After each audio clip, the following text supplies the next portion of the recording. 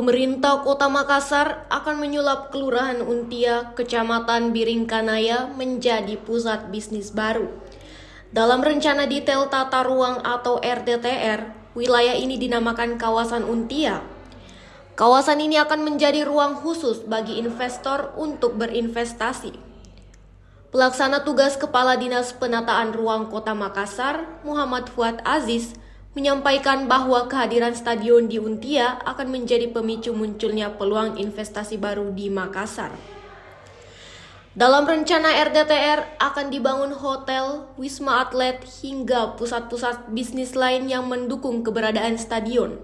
Tak hanya itu, rel kereta api dan jalan tol juga akan melintas di wilayah ini untuk memudahkan akses masyarakat. Yang menegaskan bahwa perencanaan pemanfaatan ruang di wilayah Untia sudah tuntas dan tak ada masalah lagi. Kini, pihaknya tinggal menyusun dokumen rinci untuk memastikan pembangunan berjalan sesuai rencana.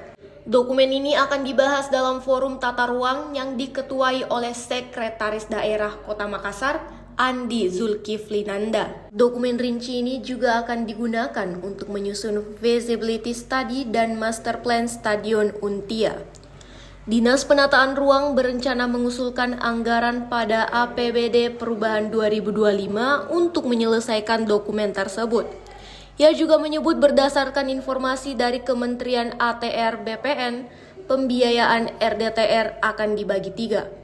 1/3 dari kementerian, 1/3 dari provinsi, dan 1/3 dari kota. Sekda Kota Makassar, Andi Zulkifli, mengatakan ada 3 skema pembangunan stadion. Yang pertama, dibiayai penuh oleh investor. Kedua, berbagi anggaran antara pemerintah kota dan investor. Ketiga, dibiayai penuh oleh pemerintah Kota Makassar. Jika menggunakan dana APBD murni, maka estimasi anggaran pembangunan stadion mencapai 500 miliar rupiah. Ia menambahkan dalam segi tata ruang, pembangunan stadion sudah sesuai dengan peraturan. Dalam Perpres Maminasata, area ini memang diperuntukkan untuk stadion, sementara dalam Perda nomor 7, peruntukannya adalah untuk perekonomian khusus. Kepala Dinas PU Kota Makassar, Zulhailsi Zubir, menyampaikan bahwa pembangunan stadion akan dilakukan secara bertahap. Tahun ini, Pemkot akan mengalokasikan anggaran untuk menyelesaikan feasibility study dan master plan. Target penyelesaian kedua dokumen ini adalah 15 Desember 2025. Dengan anggaran masing-masing 1 miliar rupiah untuk feasibility study dan 800 juta rupiah untuk master plan. Penyusunan studi kelayakan akan menggunakan skema Swakelola Tipe 3, bekerja sama dengan perguruan tinggi. Universitas Hasanuddin dan Universitas Bosowa akan terlibat dalam proses ini. Setelah itu, Pemkot akan mengalokasikan anggaran untuk dokumen AMDAL, Andalalin, dan Detail Engineering Design atau DED. Target penyelesaian dokumen-dokumen ini adalah April 2026. Kemudian dilanjutkan dengan proses pematangan lahan atau penimbuhan yang ditarget rampung Desember 2026. Jika semua berjalan lancar, maka proses lelang fisik akan dimulai pada tahun 2027. Stadion ini nantinya akan dilengkapi dengan fasilitas olahraga lengkap seperti gor dan sarana pendukung lainnya termasuk akses jalan. Konstruksi ditargetkan selesai dalam waktu kurang dari 1 tahun. Jika sesuai jadwal, Stadion Untia akan difungsikan pada akhir 2027 atau awal 2028. Program prioritas Bapak Wali Kota tentang pembangunan stadion yang berada di kawasan Untia. Memang kami saat ini dalam versi Perda nomor 7 tahun 2024 yang memang menjadi kitab suci buat kita dalam membangun seluruh program dan kegiatan itu selalu berdasarkan itu. Kemarin dengan tim kami ke Kementerian ATR dan BPN dalam rangka percepatan kegiatan penerbitan proses rencana detail tata ruang. Nah, rencana detail tata ruang ini kita juga sudah melakukan penguatan untuk kawasan itu secara makro dan mikro. Makro di RT/RW, RDTR, hasil koordinasi kami dengan Ibu Kasubdit, koordinator wilayah Sulawesi Selatan, dengan rapat koordinasi dengan teman-teman di provinsi. Alhamdulillah, khusus di wilayah kawasan Untia itu tidak ada lagi persoalan. Tidak ada persoalan besar. Jadi tinggal kami membuat satu rencana teknis kawasan di Untia itu untuk melahirkan bahwa stadion yang akan dibangun ini menjadi pemicu dalam lahirnya atau keluarnya munculnya investor-investor untuk membangun di wilayah situ. Bisa saja ada setelah adanya stadion akan muncul wisma atlet, ada hotel, ada beberapa bangunan-bangunan yang tentunya sebagai penunjang dari stadion. Iya. Nah itu, tetapi itu ada proses persetujuan bangunan gedung. Tapi menurut informasi kesesuaian lahan, kemudian persetujuan kesesuaian kegiatan pemanfaatan ruang itu kita clear. Namun untuk melakukan penguatan tersebut tentu kami akan melakukan rapat koordinasi melalui forum penataan ruang yang diketuai oleh Pak Sekda, sekretarisnya adalah Kepala Dinas Tata Ruang, wakilnya adalah Kepala Bapeda, kemudian dari unsur IAP, ASPI dan tokoh masyarakat yang tentunya yang akan mewakili dalam persoalan-persoalan ruang yang ada di sana, serta kepala-kepala dinas yang tentunya berleading sektor, misalnya berkaitan seperti dinas pertanahan, dinas pekerjaan umum, dinas lingkungan hidup. Itu semua nanti kita akan, nah ini kita lagi susun bagaimana caranya supaya mendukung visibility study dan master plan yang akan kita buat. Itu yang kata menteri apa mungkin ini apa hasilnya atau apa yang untuk kebijakan dari sana? Iya. Jadi kami setelah dari kementerian itu tadi bahwa ada beberapa sektor yang harus kami berkoordinasi, tetapi bukan persoalan tentang stadion. Ada beberapa isu yang misalnya ada di Perda nomor 4 tahun 2015 itu tadinya tidak hijau, kemudian sekarang tiba-tiba muncul hijau akibat lambatnya validasi. Nah, itu ada solusi-solusi. Kemudian ada tentang lahan basah, kemudian ada garis sempadan terhadap jalan middle ring road yang tentunya ada beberapa keterlanjuran yang sudah dilakukan di sana dengan monumen. Itu kita akan coba melakukan penguatan melalui koordinasi lintas sektoral yang tentunya akan nanti dibahas. Insya Allah 2 minggu ke depan kita akan kembali melaporkan ke teman-teman di kementerian. Pak, ini kan RDTR belum selesai Pak ya? Iya.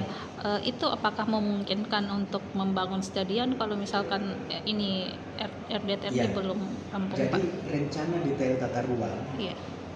ada di aturan dikeluarkan oleh teman-teman di kementerian bahwa jika kota dan kabupaten belum keluar adalah persetujuan kesesuaian kegiatan pemanfaatan ruang. Tapi ketika ada RDTR maka dia langsung menjadi konfirmasi kesesuaian kegiatan pemanfaatan ruang. Artinya bisa menuju ke proses persetujuan bangunan gedung dan dilaksanakan. Iya. Jadi tapi tentu Bapak Wali Kota sudah meminta warning ke Dinas Penataan Ruang untuk menyelesaikan ini RDTR. Ada beberapa proses yang telah kita lewatkan. Iya. Dari 12 proses yang tentunya dari satu proses itu ada ABCD-nya. Iya. Kita sudah melalui 7. Kita sudah masuk ke tahapan ke-8. Tahapan ke-8. Ya, tahapan ke-8 ya ini tentu mau masuk di asistensi untuk pra lintas sektoral. Iya. Kemudian masuk lintas sektoral, setelah itu kita coba melakukan penguatan, nanti akan lagi persub, nanti setelah persub kita akan melapor lagi penyampaian kepada teman-teman di DPR bahwa ini ada seperti ini, perspektif sudah terbit, kemudian nanti pada saat kita tahapan terakhir yakni integrasi antara OSS dengan RDTR yang kita lakukan perkada atau perwali di Kota Makassar. Kira-kira masih butuh berapa lama itu Pak proses penyelesaian? Kami akan secepatnya ini. Kami sudah janji ke Bapak Wali Kota untuk bisa melakukan pemetahapan. Dan kami sudah lapor ke kementerian. Kami minta dibantu. Untuk Kalau misalnya agak susah untuk offline, kami online. Dengan asistensi. tapi sudah makan berapa waktu lama Pak dari proses yang pertama? Iya, jadi kemarin waktu kami menyusun RT/RW memang ada penyampaian bahwa fokus di RT/RW. Karena kita sudah intens untuk buat RDTR ini. Nah, tapi karena kita fokus ke RT/RW, alhamdulillah satu selesai satu di RT/RW, sehingga kita baru mau melanjutkan ke RDTR. Ya, RDTR. Dan insyaallah dengan dukungan Bapak Wali Kota, Ibu Wakil Wali Kota, teman-teman seluruh stakeholder, khususnya juga teman-teman media, insya Allah saya yakin kita bisa menyelesaikan rencana Rinci Tata Ruang atau rencana kita. Pak, kembali ke tadi yang stadion. Sebenarnya di sana pemanfaatan ruangnya untuk apa Pak? Iya, kalau di sana memang perdagangan jasa, perumahan. Tapi karena persoalan kita punya kepemilikan di sana, itu bisa menjadi fasilitas umum untuk ini. Nah, sekarang kita mau bawa kawasan itu menjadi lokasi itu menjadi kawasan Untia. Jadi nanti tentu menjadi kawasan ekonomi khusus yang tentunya nanti seluruh menjadi itu tadi bahwa stadion ini menjadi stimulan untuk munculnya investor-investor dengan mendukung stadion itu. Misalnya itu tadi ada wisma atlet, ada perhotelan juga hotel, bisa ya. Kemudian mendukung perumahan-perumahan, kemudian ada rel kereta yang di sana di sampingnya, kemudian ada jalan tol. Itu semua yang support kawasan-kawasan kita. Ya tentunya nanti akan kami detailkan melalui rencana teknis kawasan itu tadi. Bulan ini juga mudah-mudahan RPJMD kita sudah diperdakan dan salah satu program prioritas adalah stadion. Tadi kami mengumpulkan semua SKPD yang terkait mengenai stadion, termasuk juga tenaga ahli Bapak Wali Kota. Ya, jadi kita membuat tahapan-tahapan. Tahun ini kita harus menyelesaikan yang namanya studi kelayakan. Ya, sehingga kita mau lihat progresnya sejauh mana studi kelayakan ini bisa diselesaikan di akhir tahun. Ya. Setelah studi kelayakan ini selesai, maka di tahun berikutnya 2026 kita akan melakukan penimbunan di Untia. Ya. Setelah melakukan penimbunan di Untia, kita juga membuat DID-nya, termasuk juga izin yaitu AMDAL dan AMDAL Bali. Ya. Setelah itu di tahun 2027 baru kita akan mendirikan stadion. Ya, kemudian skemanya juga kita akan buat. Ya, nanti kita sebentar rapatkan skema investasi ataukah dengan skema APBD murni. Tetapi itu semua dituangkan di dalam studi kelayakan, dokumen studi kelayakan. Termasuk juga dalam segi tata ruangnya, dalam PKKPR-nya kita melihat apakah sudah sesuai dengan atau tidak. Karena kalau kita melihat di Perpres Maminasata itu memang secara jelas bahwa itu peruntukannya untuk stadion. Ya. Tetapi juga di Perda kita, ya di Perda nomor 7 itu peruntukannya untuk kawasan perekonomian khusus.